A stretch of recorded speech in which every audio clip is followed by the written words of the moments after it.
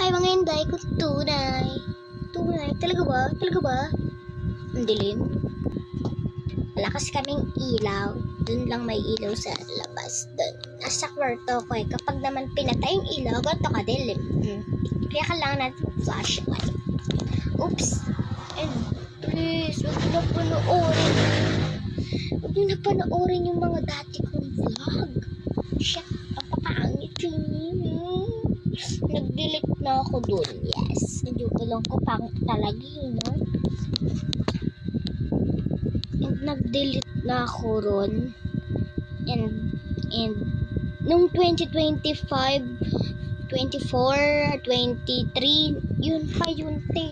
Ang pangit. Tas may nakalagay dun, my voice. Tapos, sasabihin, ko, sa double deck ako, nandun ako kumakan. May sasabihin, ulit, may kwento ako sa inyo tungkol dito. Kung napanood niyo na, huwag niyo na panoodin ha.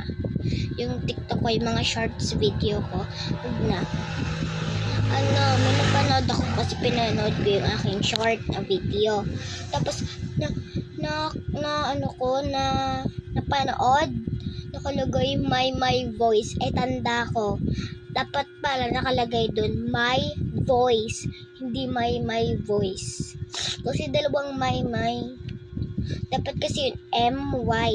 Ang nilagay ko, dahil bata pa ako na 2024 yata yun or 3. Dahil bata pa ako na nilagay ko, MAY, my. Tapos yung voice, tama yung voice.